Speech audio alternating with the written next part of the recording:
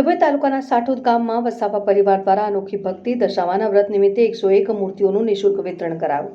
ડભોઈ આવતીકાલથી શ્રદ્ધા અને ભક્તિના પર્વ સમાન મા દશામાના પવિત્ર વ્રતનો પ્રારંભ થઈ રહ્યો છે. આ નિમિત્તે ડભોઈ તાલુકાના સાઠોદ નવીનગરી ખાતે રહેતા અલ્કેશભાઈ અંબાલાલભાઈ વસાવા અને તેમના પરિવાર દ્વારા એક સરાહનીય અને ભક્તિમય કાર્ય કરવામાં આવ્યું છે.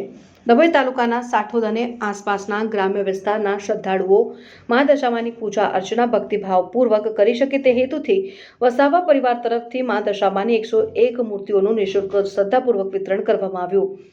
શ્રદ્ધાળુઓમાં હર્ષોલ્લાસ અને આશીર્વાદની સરવાણી મૂર્તિ વિતરણના આ કાર્યક્રમમાં સાઠોદ તેમજ આજુબાજુના ગામોમાંથી દશામાનું વ્રત કરતી બહેનો અને ભાઈઓ મોટી સંખ્યામાં ઉપસ્થિત રહ્યા હતા.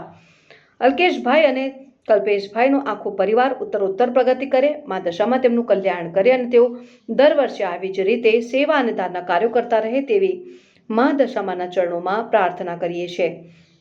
મૂર્તિઓ મેળવનાર વ્રતધારી બહેનો વસાવા પરિવારના આ ઉમદા કાર્યથી સમગ્ર વિસ્તારમાં ભક્તિમય માહોલ સર્જાયો છે અને ગ્રામજનો દ્વારા તેમની આ આસ્થા અને દાતરપણાની ભૂરી પ્રશંસા કરવામાં આવી રહી છે.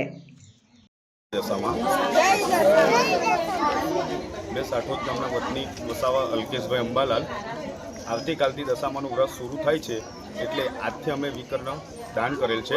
आजुबाजुना दरेक गामोथी आवेली छे पब्लिक प्लस त्या अमरा साठोद गामना जे कन व्रत करता हशे एमणे बी अमने दान करेलुं छे मूर्ति. એટલે બસ આવું નવું જ વર્ષો લગીને અમે દાન કરતા રહીશું અને આનાથી વધારે બી થાય તો સારું અને દશામાં સૌની મનોકામના પૂર્ણ કરે. જય દશામાં.